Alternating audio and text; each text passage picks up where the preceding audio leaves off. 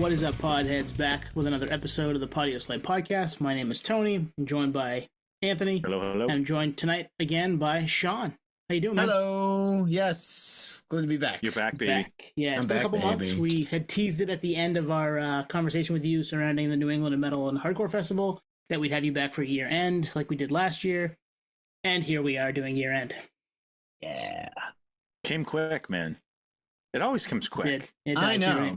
I was putting my list together and I was just kind of like, oh my God, I thought I had a lot more time. I was like, nope, It's here. And I could have spent another 3 hours on this. I know.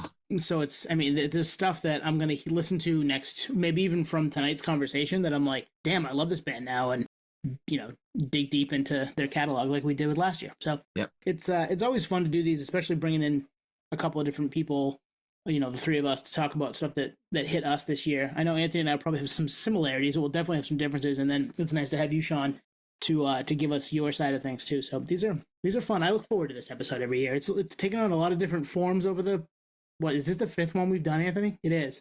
Yeah, I mean, if we've done one every year, this would be 5.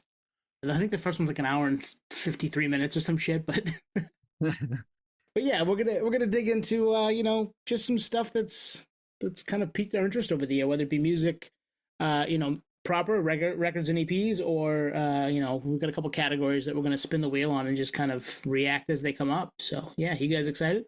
Let's do it. Ready. I'm ready to go. And I'll say this, in kind of preparing for this, it's amazing how the podcast influences all of this. And it's by design. Like we generally don't take an interview that we don't genuinely care about. I mean, most of the interviews we take, we reach out to the guest. It's curated, but it shapes all the prep for our episodes. It's shaped by our interests, and I think that's going to come out. And it's not just because we had them on. Like, it all starts with us wanting to have them on, and I think that'll come through. It's come through the last few years for sure. Absolutely, yeah. It's fun. So yeah, I'm gonna spin the wheel. We've got 1, 2, 3, 4, 5, 6, 7 different kind of topics here that are we'll get through them all, but we'll see where we start here. Spin the wheel, baby. Insert Greg spinning the wheel noises here. Bloop, bloop, bloop, bloop, bloop, bloop, bloop, bloop. Oh, jumping out of the gates with the wild card hot take, which mine's half baked, but I'm excited to see what you guys have. So wild card could be anything. Doesn't even have to be a hot take. It can be just whatever you're feeling about the music industry, about music. What's kind of on your mind that you want to bring to the table with this one? I'll start us off. And mine's kind of half baked. It's just, this can be any topic, any angle, anything. What I love about this year is the fact that no one is off limits in terms of a reunion show, a reunion tour, a reunion album. I mean, take a look at, I know it was canceled, but the Sick New World lineup, there were some wild, deep ass cuts that I don't think anyone saw coming. And I have to pull it up. Acid Bath? Who saw Acid Bath coming back? Yeah. That's one that, like, the internet caught on fire and everyone pretended they were their favorite band. You know what I mean? It's just like, yeah. But it's that, you nailed it. Acid Bath, perfect example. All these bands that, I don't know, people never saw coming, but now in this kind of new world, 2025, it can be right, in the right situation. I like that. Like, who's next? Tell me who's next. I love that about 2024. Like, anyone, what's next? A Rage reunion album? System of a Down, another album? Like, and anything's possible, guys. Well, and it's funny is that it doesn't have to come in the form of like a big reunion show or tour. It can be one song, 3 major city shows. I think the standard and the structure of what reunion meant was different than it was, like, let's say 10, 20 years ago, which meant that, like, hey, it's either all or nothing. You need to do the whole thing. You need to put on a new song, a reunion tour, and you do the whole thing. All these bands now are like, look at what happened with Head Automatica recently. They put out one new song and did maybe like 6 shows with Movie Life, and then it's like, we're good. And then that was it. No that's commitment. It for a while. Yeah, that's it for a while. See you later. I'm going to go back doing Glassjar or doing whatever, or hanging out with my family or whatever that they were doing. The whole, whatever the parameters or the structure of what a reunion meant anymore, gone. Doesn't matter anymore. It just matters like, hey, we love this thing, and some of the structures that forced us to maybe monetize of what a reunion really meant are fractured at this point. It doesn't even exist. So let's just do whatever we want with this. And because we have maybe the capability to do it, maybe our kids have grown up, maybe people are Spotify listens on certain songs are going up a little bit more. Hey, have you thought about, but let's go out and do a few more shows. Absolutely. And then that's like what's happening. Look at Sunny Day Real Estate coming back with a new song and a live album, and then doing a actual tour, not just doing like Diary, like doing like every, like all albums. So exactly. Yes. Anthony's pointing to his poster. Right. So I think, that's been pretty great. Yeah, and you're right. The structure of what used to be when it came to reunions, whether it be tours or records or both, is out the window. It could be a reunion one-off date.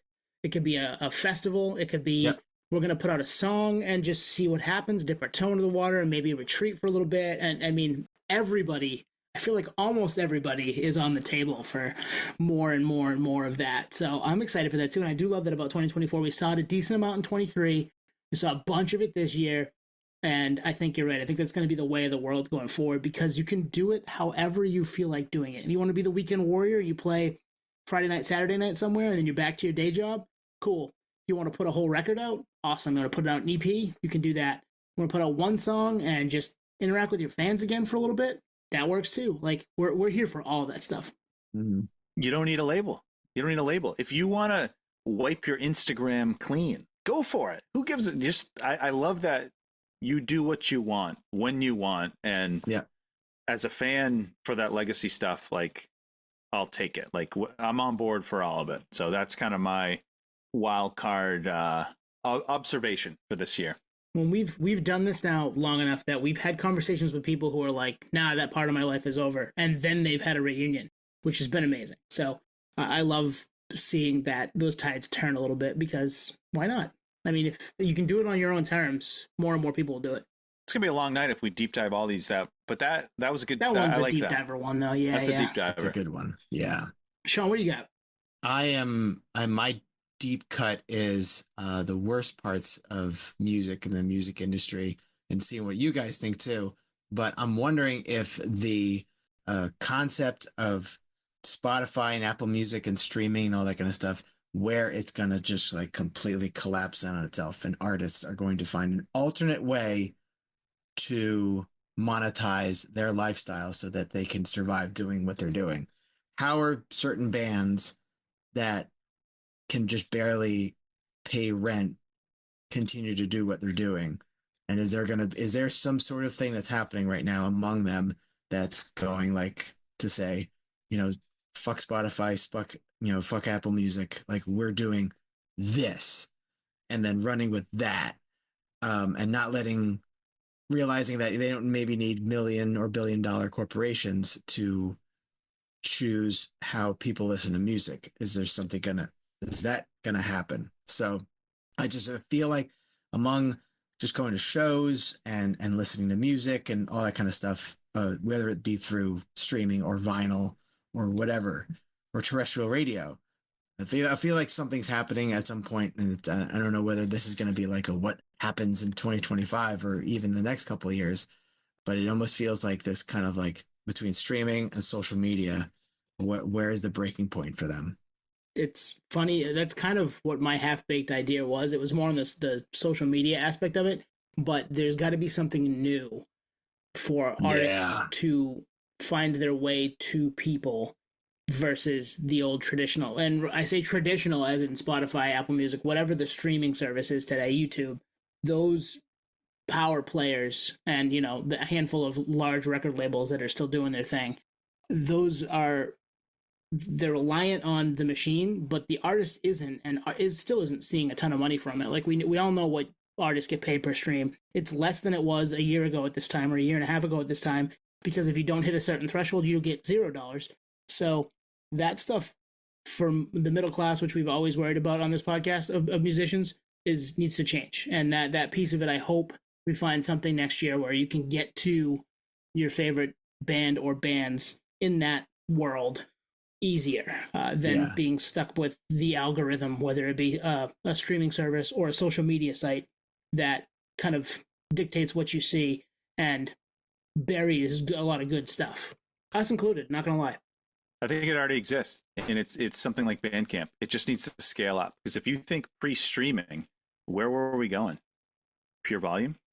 MySpace? Mm-hmm. Bandcamp isn't too far from MySpace. It doesn't have the social element, but it acts as a website. You can sell merch there. You can I think you can list your tour dates. You can give a bio. I think it's all there. I think it just needs to scale up. But what has to happen is you need a collective of artists to say, we're all going. We're all going. Yeah. Like Bridge 9 gets all their bands and say, guys, we're going off this. You're going direct to consumer. Margins are going through the roof. Trust me, it's going to work. Without that, it's like, remember, wasn't it Neil Young? He pulled this stuff off. Well, guess what? Yeah. Neil Young shit is back on. And there's a It's reason back for on. that. Yeah, it didn't take long. Well, yeah. So remember when Radiohead put out In Rainbows and it was like free on the internet, that kind of thing? That's kind of where it needs the tipping point, is that you're a band like, and I'm going to just read off your poster. Imagine if Deftones just said, no more streaming services.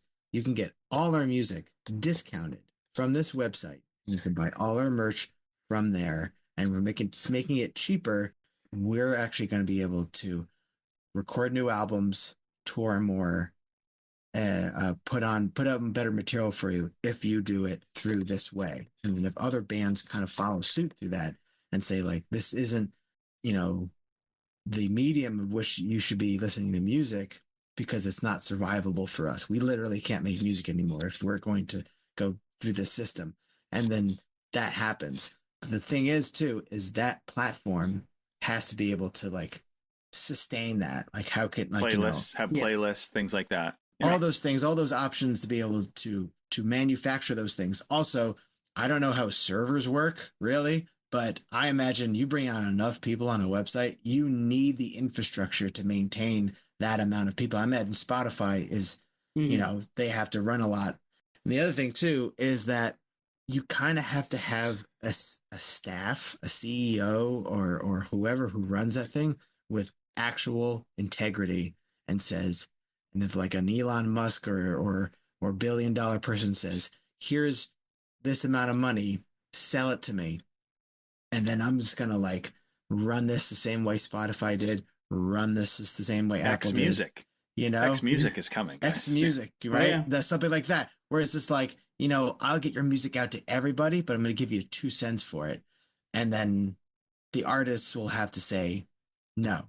Or the people on that website have to say, no, I'm not falling for this again. I've seen what happened with this corporation, this company, how they all fell. Like, there has to be a moment where that person who is, maybe has a house, is making mortgage payments, and they see that check come in and they go, oh, I could put my kids through college. I could pay off my other car. Yeah. Like, but then going like, you know what? This whole thing will collapse. Everything, the years and years I put into this will all collapse if I say yes to this.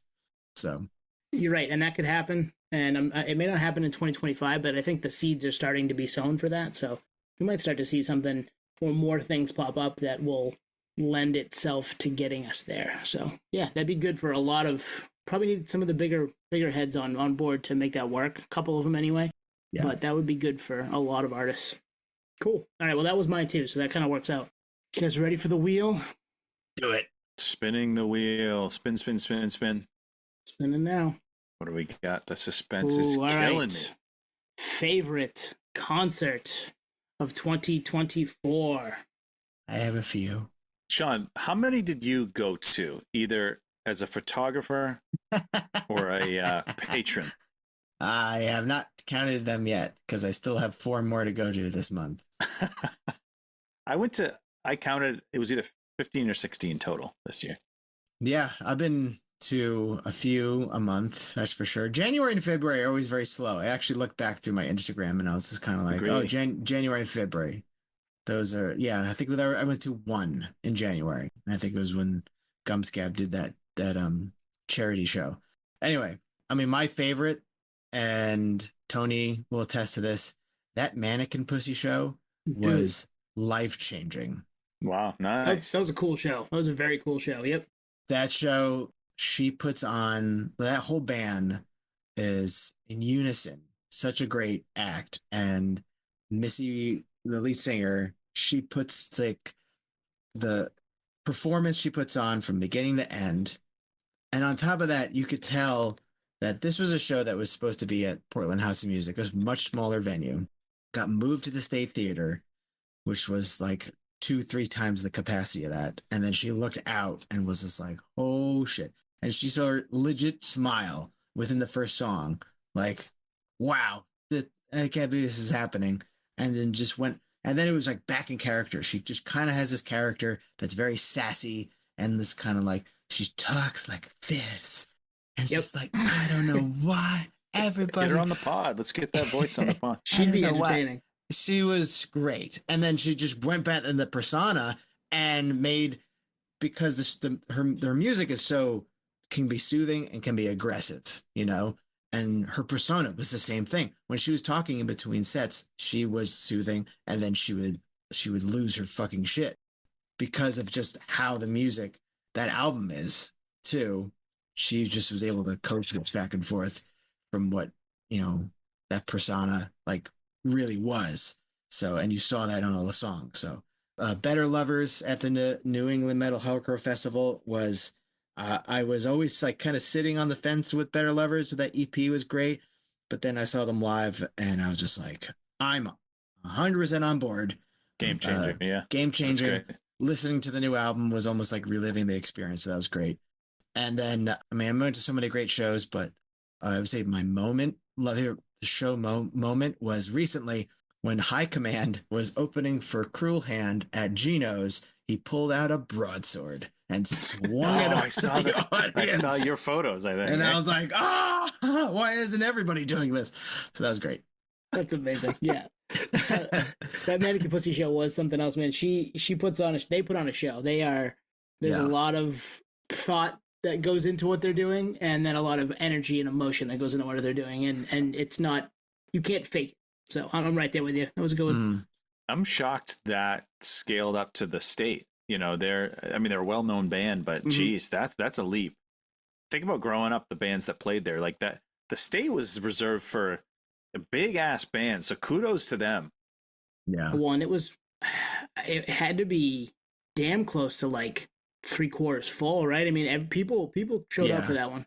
It wasn't sold out, but it was damn close to 3/4 full. Yeah, they you could definitely tell that Portland House of Music, like when they announced tickets, it sold out so fast, and people were just kind of like, you know, kept asking, hey, can you can release more tickets or release tickets, and they're like, you know, we're just gonna move it to the State, and all of a sudden, everyone who could go went, and it was definitely the best show of the year for me. Yeah, cool show. Twan, what'd you love this year?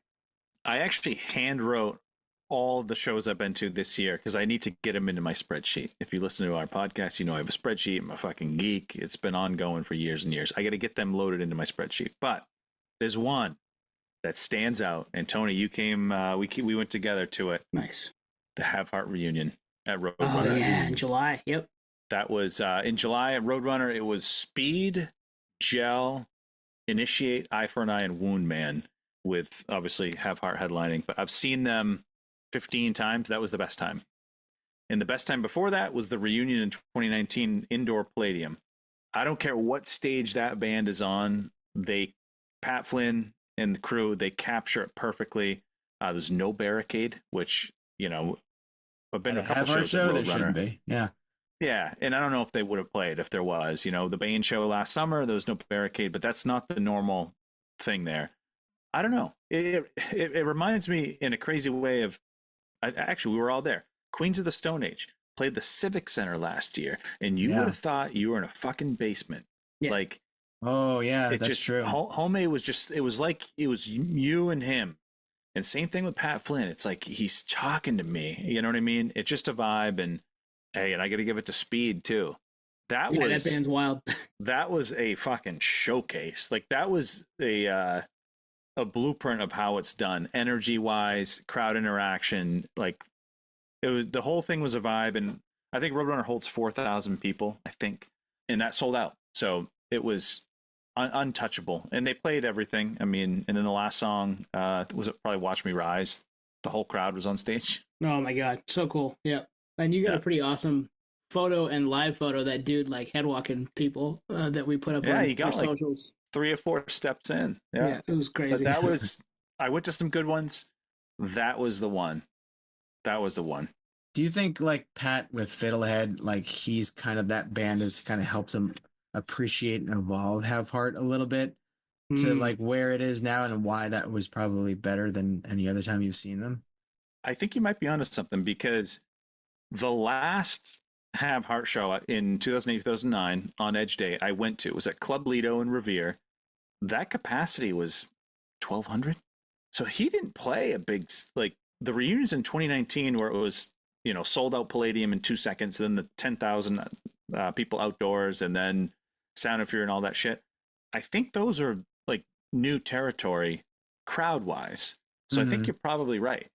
Because like that's the thing with newsflash for everyone. All the festivals with the 6,000 people there, that didn't exist years ago when all these bands were in their heyday. They didn't. Yeah. I was in those rooms. They were not that big. Well, I think that's the thing with like Fiddlehead is that people want, and maybe at the time they didn't want something too heavy, but they wanted something earnest and that kind of like they could scream back at. And then a lot of those Fiddlehead people went back and were like, what's his other band? And they went back with that. And then it was almost this nice like connection, this palette, like, I like that. Okay, this is a little bit more, but I'm still on board. And then it still had all the elements that Fiddlehead fans want, earnestness, like integrity, and then boom, like it was almost seamless. So I'd be curious to know how many people were in that room were like, I didn't know about Have Heart. I think it goes both ways. I think it goes both ways with them. That's definitely true. Yeah. Yeah, that was I appreciate you bringing me to that. I obviously knew of the band, and we had talked to people surrounding them in the past, Chris from Bridge 9 and a few others, but I'd never seen that, and to see that and people being so into it was really cool. And yeah, just a wild show, and making a big venue feel kind of small by having the no barricade and letting people be part of it is really cool. So my favorite show, I had two, but my favorite show of the year, actually I don't think either of you guys were at either of these. I apologize because you guys had me go to yours. So, but I saw Blink at Fenway right around my birthday, and it was just it was full on nostalgia, being able to know every word, dancing with people at the top of Fenway that I'd never met before. Just having a blast with our good buddy Rob, and his roommate Chris, and my wife, and we stayed in Boston that night. Just all time show. Never thought I'd see him. Finally get to see him at Fenway, which I know people don't love Fenway for a venue, but we had a great night and the show was awesome. So it was perfect for me. That show was it was right, everything I wanted it to be, and then some. And then the U's at the State in a few weeks earlier was a full on, like, it felt like seeing them in 2003. Everybody that was at that show was there again in 2024. We were all older. We haven't grown up. We're all older, and everybody was into it. They played a bunch of songs that we all wanted to hear. People were going off. I think if it didn't sell out, it was really, really close. Great crowd, great show. Just I love that band too. So yeah, those two shows were my top two. Man, both those bands have been around forever. They've dialed in their craft. And that's the thing, for you to be the best show. Actually, that's kudos to Mannequin Pussy, because I don't think, how long have they been around for? Like they've dialed it pretty quick. A few years, right? I would say 6 or 7 years. Yeah, 6 or 7. Okay. Yeah. This is their third, I think their third album that they just put out this year. Good shows. Let's keep it rolling. Spin the wheel. Limp Bizkit style. All right, partner. Keep on rolling, baby. All right. Next up, cool. I'll lead off with this one too, because I think it'll help you jog your memory a little, Anthony. But favorite new band. So band that probably put out their first offering this year, and we have favorite new band to you coming up as well, but this one is new, and I'm gonna go with Heavy Hex. That Heavy Hex record from earlier this year. I know when we first heard it, we were like, we have to have these guys on, and then we got to have them on, and got to go to their EP release at Bridge 9 and chop it up with them a little bit. And awesome. That record, I listened to it the other day again for like 3 or 4 days ago now, just to like refamiliarize myself with it, make sure that I wasn't forgetting about stuff. And I was like, damn, I still love this. I listened to it a bunch when it came out. I listened to it a bunch right before it came out. And, humble brag. But it's awesome. It's still awesome. I'm so happy we got to talk to those guys. I'm so happy we get to see them live, meet them, and get to kind of put faces with names digitally. And I love that record. They're my favorite new band of the year. All right, I'm going to jump in because I had the True to You record as one of my favorite records of the year. And, I think one of the categories, give an album you dig. True to You was one of them on Bridge 9. And there's like an urgency and almost like sincerity to that band. And I don't think you'll really get it until you listen to it and see them live, because it translates really well. And I would say if you're into like the mid 2000s Bridge 9 or Rivalry records, so like Verse or Have Heart, if you're into that, I don't know if I'd say melodic hardcore, but I'm going to say like melodic hard. Like if you're into Verse and stuff like that, it'll scratch that itch. And always bonus points if we have you on the podcast. And they were great. Who do we have? Danny and Jeremy? Yep. Yeah. They were great. Just super genuine guys. And the singer, I forget his name, hell of a front man. Just that album and that live performance transported me back to like a VFW hall in 2004. Like it was just, they captured the essence of exactly what they were going for so well. Go listen to it. True to You. Heavy Hex. Haywire. Oh, nice. Haywire is my favorite new band. I think they put out the album in January, and they let that whole year just cook on those songs. And then if you've been watching just their rise of just full anthemic Boston, like unfiltered hardcore, when they played here at the Cavern before it shut down, the crowd went absolutely bonkers. And I was like, how long have these songs been out for? And that album they put out, Conditioned for Demolition. Great name. Yeah, it just goes just right. It is like a train, just like the song says, and it just runs you over. Set. Yeah, I got there late. That was the Terror show, right? Yeah, got there late. Haywire brings it, and man, those songs are just so much fun to listen to. And then I would say they haven't put out an album yet, but I would consider them new still. And they're going to be touring with Thursday next year. Split Chain from the UK. Yep. Split Chain's bringing back a couple songs by them. Shoegazy, new metal, Deftones type of stuff, but really, really catchy. Every song, super catchy. You could tell they are super duper meticulous about how they are putting their songs together, and there's no filler.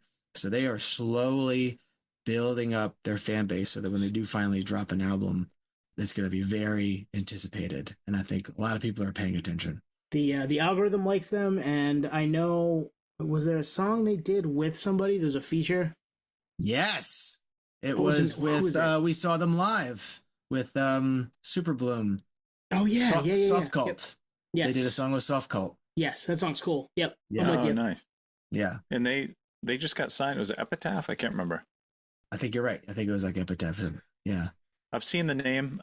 I've listened to them. I've liked what I've heard. Perfect band for this podcast. I don't know. We'll think about they that. Fit. Yeah, I agree. Maybe we'll reach out. Who knows? That could be fun. Yeah.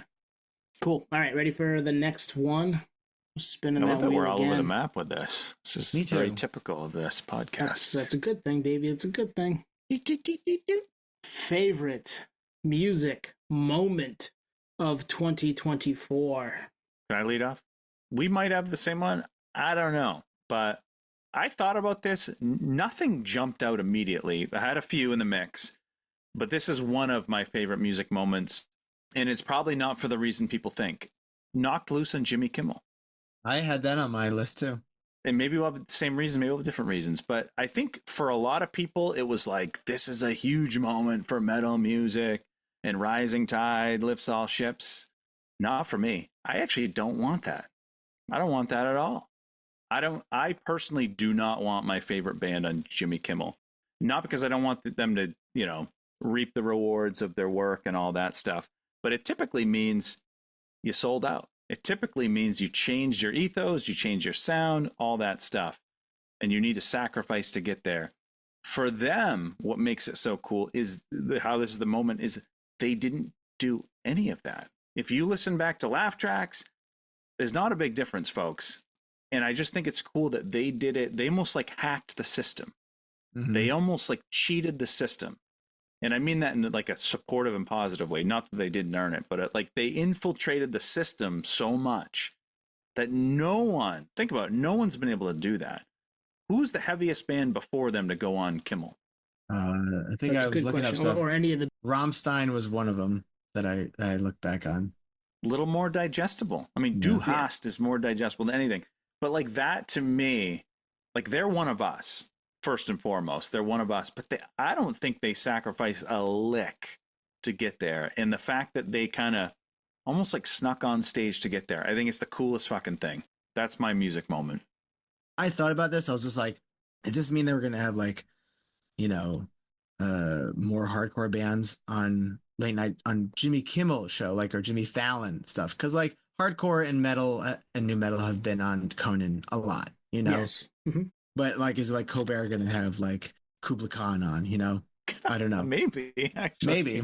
But the thing is that like what I kind of liked about this too, and I think it's because of, like you said, they didn't hold anything back. That last shot of Poppy just fucking screaming into the microphone was just like, oh my God, they just went 110%. They went out strictly to just destroy. That was it. They went out to the destroy. And it was a thing where like, this is a thing that's going to happen like once a year, if that, where you just like the troll comes out of the cave and it's just like, and everyone goes, ah! And then he just goes, ah! And goes right back in. And then they're like, wow, that was scary. Woo.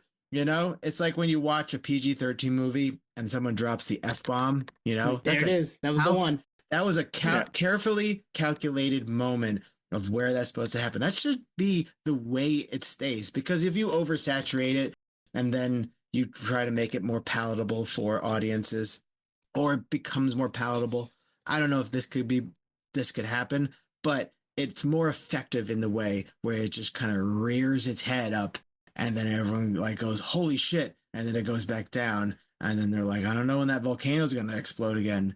You know, we'll see. That's way more effective that way. And I think that's kind of what happened this year. And we were lucky to be around to see it. Well, also from Kimmel's perspective, he doesn't want that every week. There were complaints about that. I don't know if you saw that. There were complaints about. I have a feeling that guy was full of shit. I think it was a tiny bit. I think, but yeah, I was a little bit like this guy's making a joke, and then all of a sudden, like metal injection, and everybody jumped on top of it. And I was just like, for it. Oh no, I'm sure. I'm sure people actually did complain, but then it also turned into a way to get clicks and sell some ads too. Exactly. Yeah. But it was a moment. It was huge moment. I mean, you could point to Gojira at the Olympics, right? That was a serious. It just heavy music could be as big as it's ever been, you know. And I don't think these bands will ever get to like Metallica in a a stadium status, but collectively, pound for pound, I think heavy music is the heaviest it's ever been. So that's fine. Yeah. Along those same lines, but I know, and we talk a lot about heavy music being huge, and every time we bring it up, it feels like it's bigger than it was the last time we brought it up. But I think pop punk is back. Ooh, yeah. Think about all the records that came out this year. We had 4 Year Strong. I'd put Cliff Diver in there, kind of. Story So Far, Neck Deep, State Champs, One Step Closer. Had put a little bit more of a pop punk record out this year. Real Friends, Sum 41 put out their Farewell double album. Stand Still. There was a bunch of bands that were in that kind of emo, hardcore, and pop punk world that I think lean sound-wise more pop punk than anything else, even though they don't want to maybe necessarily claim it. Or pop punk with breakdowns like 4 Year Strong. It's back. It's everywhere. It's all over our timelines too. I'm so in. I love it. Those records are all good. I don't think I named a bad record there. They're all ones I've spent some time with this year and will continue to, I think, hopefully going down the road. But yeah, I think pop punk is also back. Blame Koyo. This all happened when you went to go see Blink-182, right? You're just kind of like, yeah, man. I mean, pop punk in the stadium. What do you want from me? Yeah, it's like, I mean, being there in that communal moment, Like, especially at Fenway too. It's like a religious experience, of course. Absolutely. So yeah, I think that's another. Everybody says rock is dead and has been saying rock is dead for years on the pop charts. Absolutely. But as far as like music is concerned, there's plenty of good guitar music out there, and you just don't hear about it necessarily mainstream until the troll comes out of the cave on Jimmy Kimmel. Exactly. Well, I mean, I saw a Day to Remember at the Civic Center. I mean, it wasn't a full crowd, but it was 4,000 or 5,000 people. Yeah. You know, and that was coming off critically their worst album 3 years ago. You know, I mean, what a moment that is. I agree. Yeah. So heavy music's had a moment. Pop punk and in that world has had a moment. Sean, what'd you have? Oasis. Ooh, that's a good pull. I like Oasis reunion. Because here's the thing: we're entering the holidays.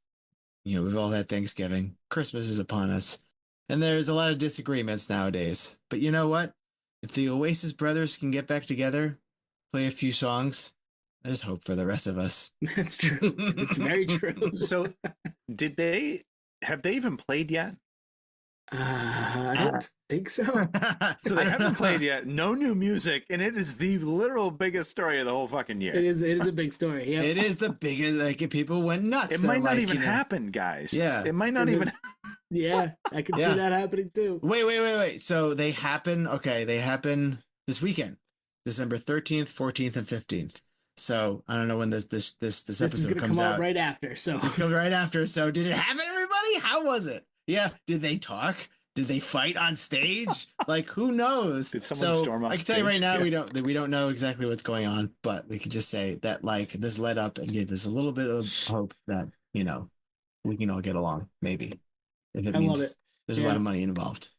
Well, I mean, and they've been waiting, and it's been a long time coming for this to happen. I mean, people have been calling for them to get back together in some way, shape, or form for a long time, and maybe the bag got big enough. They were finally like, I can stand that, C word for a few extra minutes this year or next year to make all that money. And then maybe we don't ever have to talk again if we don't want to. So, yeah. It kind of gets back to the wild card topic of like literally anyone's on the table. And this was, what's the joke online? Like the Gallagher brothers reunited before Grand Theft Auto 6 came out or something like GTA. Yeah. LeBron's son played in the NBA before GTA 6 came out. Oh my God. Yeah. What do we got? We spinning? All right, we're spinning. We got a couple left here, and then we can kind of just go through our lists of music that we like. Keep that kind of brief.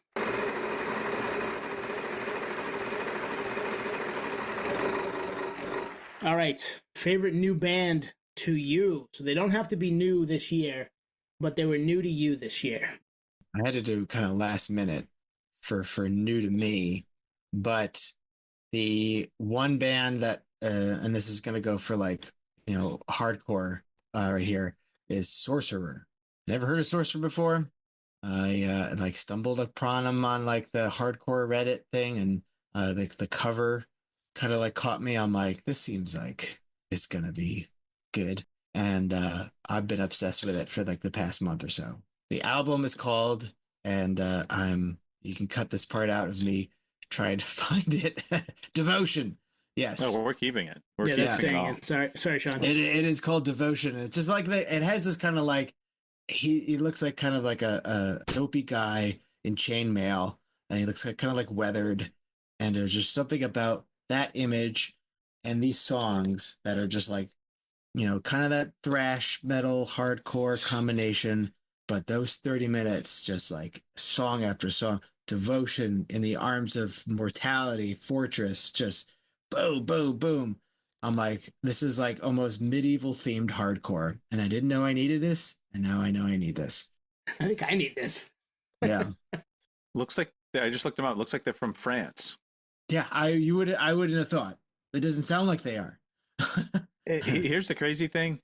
I'm shocked no one has had that band name before, but I think there has. So. That's gotta be, of course. I'm pretty sure if I go on Discogs, they'll be Sorcerer 21 on there. Yeah.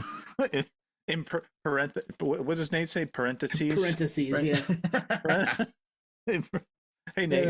I love you, Nate. Never heard this band. I will check them out. I like it. I was just skimming online. I hear groovy. I hear punchy hardcore. I'm in. Yeah. Yeah, this will be fun to. That's the best part about doing this is getting stuff from you guys that I've never heard of, and this is one of those. So I'll check it out. All right. All right, Twan, what do you got? I get to two real quick, and actually that's a good segue because new to me, I knew about them last year. I think from you, Shawn, last year, and then probably through you, Tony, is Super Bloom. That Life's a Blur record is fantastic. They capture exactly what they're going for. Perfect. I'm jealous you guys got to go see them last year. We had David Mateo on. They were great. They were stoked to come on. We had a great conversation.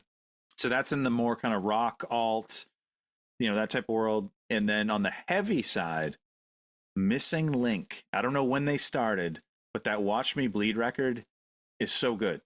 If you're listening, pause this.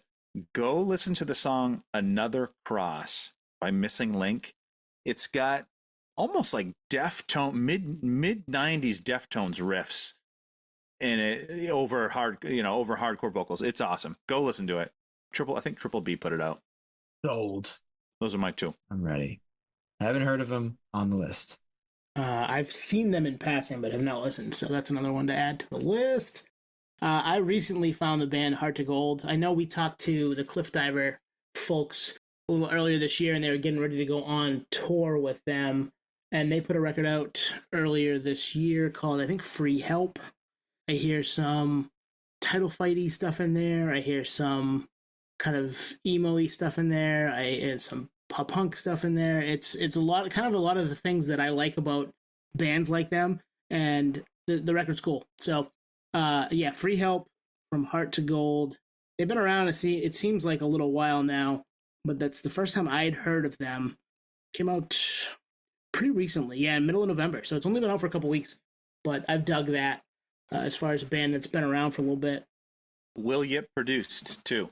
Yeah, which is right up my alley. But the song that I love by them, Mother Falcon. That song, whenever it comes in my rotation, I'm like, oh my God, who is this? Then I'm like, oh shit, that's Heart to Gold. Great name for a song too. Put them on there too. I have one more too. Carly Cosgrove. Yep. Saw them open for Wonder Years in Portland with you, Twan, the one that we went to. Yeah. I heard the cleanest houses are empty. And I was like, ooh, this is right up my alley. So very good. Nice. They were cool live. They were. Yeah. That was a fun show. We spin. I was like, what do I do next? Oh, it's on the other tab. I was stalling for you, man. All right. Spin up the wheel. We got a couple left here. They're pretty easy. And actually, we can give one. We can go long form on one and then give a handful of the others at the end. So just go pick one to go long form on. An EP that stood out to you this year. Okay, I'll go first. And I'm going to go local, Maine here. Grief Mops, You Were Right Here, But So Far Away. Wow. The combination of these guys together and their influences with this like old school, like Midwest emo American football stuff. And then you've got a little bit of Explosions in the Sky. And then you have Slow Dive. So this shoegaze, this instrumental, like dramatic rock, and this old kind of like Midwest emo stuff all coming together in these songs that just kind of like flow really well together. They put together definitely my most listened to EP of the year. I like this. I'm that'll be one to check out tonight before I go to bed. So you posted about them and I checked them out and I liked it. I really liked it. And they're from Maine, correct? They are from Maine. What bands are they in? Let's shout them out real quick. Infernal Diatribe. Oh, right on. Which is a Maine hardcore band. And then apparently the lead singer was in other bands too. They were in also, I think a few of the guys were in a band called Wait, which was also kind of like more alternative rock, old school emo, same thing kind of stuff, and a little bit more long form. Like what's that one kind of like emo band that has a really long name, like the world is. The world's a beautiful place, and I'm no longer afraid to die. Yeah. Yes, similar to that. So this EP sounds like they kind of dialed that down a little bit, condensed it in the best way possible. I feel like this is gonna be a band that, if you're from Maine, you're gonna be like, oh shit, they're from Maine. It's gonna be one of those. I like that. They're on Sunday Drive Records now. the same label that like puts out like the Leaving Time stuff and Glare, which is one of the biggest shoegaze bands in the country right now. So they are in good company right now. Yeah. Nice. I like it. Looks like they dedicate a song to Tim Landers of Transit. Rest in peace, Tim. Okay. Yeah. So there's a tie there. Yeah, I liked what I heard. I got to give it a full spin. Good call, man. You and me, Twan. I'll jump right in. I'm gonna go with the Nevermind acoustic EP. You beat me to it. Yeah, NVM. If you're looking them up on Spotify, it's N as in Nancy, V as in Victor, yeah. M as in Michael. NVM Lighter Touch. It's acoustic versions of all their original stuff, and I think there's 5 or 6 songs, and they translate so well. And the kicker for me is, I think it could be my top 5 of their songs that they picked. Like, it's just crazy. Glimmer of Doubt, Two Tone Marionette, Callous. I think Wonder Bar's on there. It's perfect. They nail it. I think we're probably going to get those guys on in Q1 next year again. Again, it was one of those like, hey, this is out. It was no lead up. It was just, hey, bands, if you're listening, surprise drop your record. It'll get hype. Love if it's good, please do that. Yeah. Yeah, that was the EP of the year, I think, for me. And I agree with you. It was my favorite EP of the year, and there was some pretty good competition in that, actually. I found myself, oh yeah, that's another one I like, and then writing it down a bunch. But that band has been my favorite part. It's been the band I'm excited that we've found from the podcast the most of anything. And talking to those guys almost would be a year and a half ago now, but we've kept up. We've DM'd back and forth with them. Like Twan said, we're hoping to get them on the beginning of next year. I'm excited to just kind of talk to them again, chop it up, have fun, because they just continue to put out stuff that I certainly vibe with. And this is another one of those. The weather got cold. I know we asked that question a few months back. Do your listening habits change? This fits perfectly for Maine, fall, and winter. So thank you, Stino and the boys, for dropping that lighter touch for us of all those songs, because it's so good. And I think it was recorded in the same place they did with The Rotting Heart. Mm-hmm. I think you're right. Which is on the cover of the album. Actually, it's on the cover of both records. But yeah, go check it out. Lighter Touch EP. It's on Spotify. Wear that shit out. I looked at some of their fans also like thing, and I saw Heavenward and Gleamer. So those are bands that I like. So definitely join me on that. The EP they put out at the beginning of 23 is awesome. I mean, I've worn that thing. I think they were the top 4 of my top 5 songs on my Wrapped was that EP. So I continue to wear that out in 2024, a year and a half, almost 2 years later. So I'm excited for them to have given us something else to listen to. All right, same thing, but LP. See, the thing is with this one is like, there's just so many, but I'm going to throw out 3 real quick. No, give one. One? And then we'll toss the other ones at the end. Damn it. Okay, fine. Trauma Ray, Chameleon. Holy shit, what a record. Just like combination of like this kind of heavy shoegaze thing that's coming out with like bands with nothing. But there's songs on there. They're like, do I hear Korn? Like, holy cow. Do I hear like... I'm in, baby. You know, obviously there's like those shoegaze elements and everything like that. But all of a sudden they just sneak it in there. And you're like there's elements of bands that don't necessarily have heavy elements that they drew in, whether it be trip hop or old R&B or aspects of the 90s that involve attention to detail. And Trauma Ray was able to tap into that and create a whole album that just shoves it all in once and creates just great songs. Every song is just great. But and no song sounds exactly the same. And they're able to kind of like create moments of calm in certain songs and just moments of heaviness and other. It's that Trauma Ray album was just they definitely took a while to put this together, and you could definitely tell that they probably wanted to add a little bit more, but they knew that this was just the perfect formula of what they wanted Chameleon to be. Trauma Ray, check it out. My nice. Spotify algorithm loves Trauma Ray. And I don't think I've skipped it when it comes on. I've never deep dove them, but I know the name and I'm familiar with the sound because it comes on whenever I listen to anything in that world, like Glare or like a Split Chain, like that. They're in that mix for sure. Yeah. Yeah, I've caught a song and been like, ooh, I should dig into that. And then like, oh, I'm at my destination. I got to remember to do that. And it hasn't happened. So this is a reinforcement for me there. They opened for Teenage Wrist, and it felt so right. It was a very good band for them to open for, yeah. All right, Twan, give us a deep dive on one. I don't know if it's going to be a deep dive, but a record that I really loved was that Love Letter record. Everyone Wants Something Beautiful on Iodine. We had Jay Moss, who was in Defeater. He is in Love Letter. And then Quinn, who was the vocalist of Verse. And a few other, I think there's another guy from Defeater.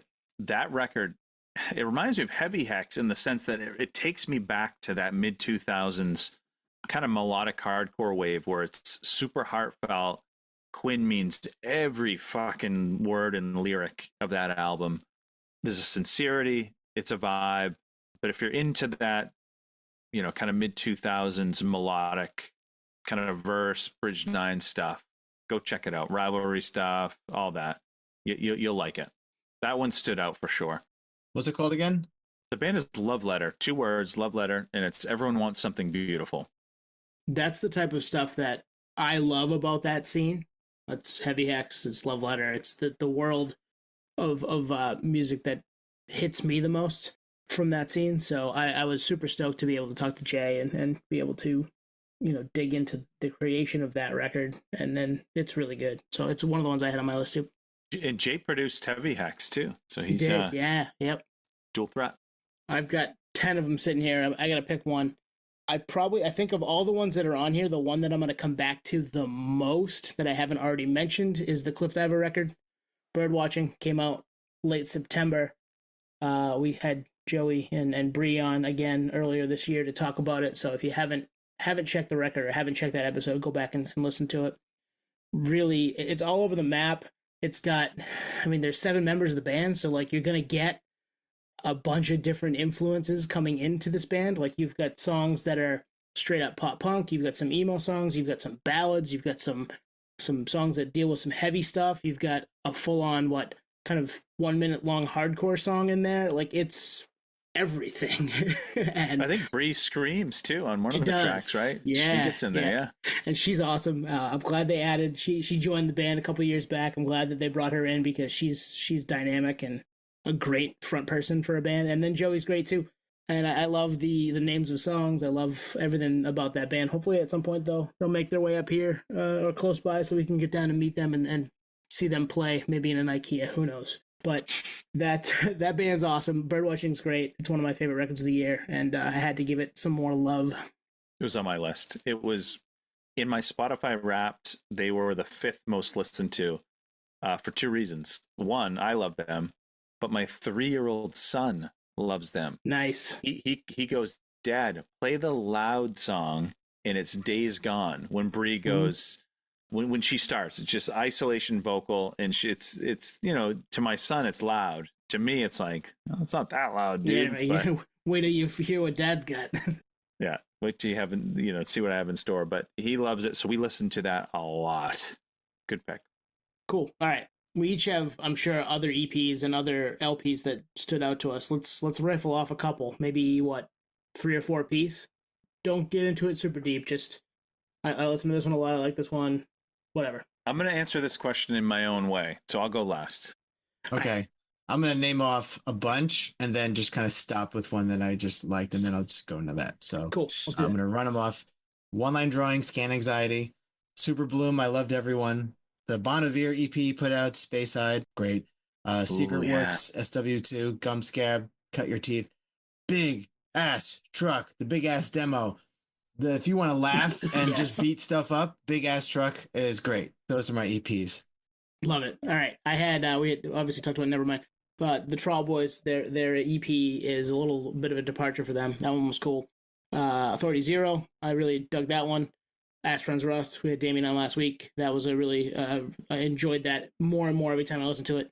Home Safe put one out earlier this year. I love that band. I listen to them frequently, so that it was cool to get new stuff from them. Shredders, which is some of the Doomtree guys, which I don't know how controversial it is to talk about them, but I like the 2 EPs. So they put out 2 EPs a couple weeks apart. And then remember we talked to Max of Spite House, and he was like, "Hey, check out my other band, Seed Toss. That EP was awesome." Oh, so yeah. Seed Toss is cool too. Check that out. I need to get a list from you guys at some point. Some of that stuff I forgot about. I will. I can send you my whole entire list to the group, Shawn. Don't you worry. Which we should probably share. That would be a good idea. I want. All right, go on. I'm going to answer this by not answering the question at all. I'm going to answer my own question here, which is favorite podcast moments. Ooh. I'm going to sit back, smell the roses. I have 3 real quick. I'll fire them off just as you guys did. Getting Crime in Stereo on the podcast. It was back in January. We had a two-parter with Alex of Crime in Stereo, favorite band of all time. Gracious enough to come on, gracious enough to let it rip. No one else has done that episode with them. That's basically a little mini documentary. Go check it out. Second one, the main hardcore episode with Chris Linkovich. To me, that's like a documentary. That's evergreen. That's going to live till the end of time. If you want a history of main hardcore, go listen to that. And then the last one, you guys ready for this? Sendog, baby. Cypress Hill. Yeah, that was pretty cool. If you told, we say this a lot, if you told 10-year-old us that we'd have Cypress Hill, Sendog chatting with us for an hour and you can talk about whatever the fuck you want, I would have said, huh? What happened for that to happen? And it happened. That was cool.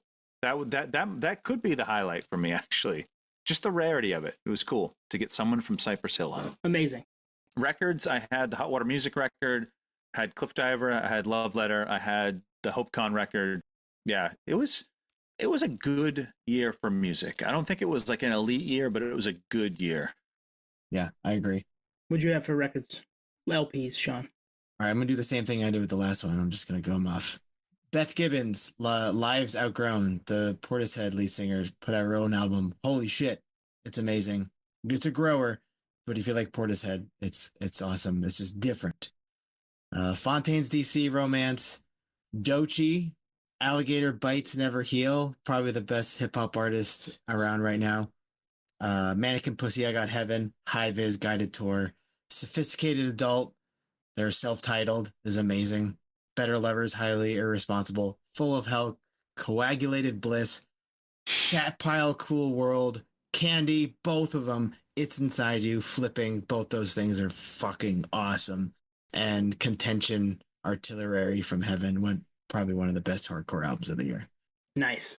Maybe it was a good year. Maybe it was a great year. I think we're getting back to not normal, but normal enough that we're like not as like last year was amazing because of how many great records came out. And this year, I think a bunch of them came out and we were just like, oh, yeah, it's just going to happen this way now. Cool. I think we're out of the pandemic wave. Yeah. Now it's like, yeah, I think you're right. I think it's back to normal. Yeah. We're getting new stuff that's just, some of it might have come from there, but most of it's just from nowadays. I had Spose's record from earlier this year, What Could Go Wrong, was really good. 4 Year Strong, Analysis Paralysis was good. Really enjoyed that one. I had Hot Water Music as well. Cosmic Joke, we had Mac on early in the year. That record's cool. The new Restorations, that was the first one in 6 years, 6 or 7 years. Got to see them down in Boston, or Medford. Really cool. Enjoyed that band a lot. A new Cure record was really something I didn't think we'd see. And now oh my God, like that Cure record is so good. It's so good. It kind of fits in that 1994 Blood Flowers vibes. I get that all day with this new record. So right up my alley. I love that record too. So, and then Barbarians California. Had Aaron Bruno. That record was awesome. And it's not something that I typically like, but that record fucking rules. So I'm in. And from the footage of that show that they played with Strife and Will Haven, it looked like a fucking banger. So we got our answer there. Hell yeah. Yeah. And you put it out, so it didn't suck. Or the editing was good. Who knows? Cool. All right. Closing thoughts on 2024. How are we feeling? Well, sorry, Anthony, but I'm going to say I want a new Dredge album.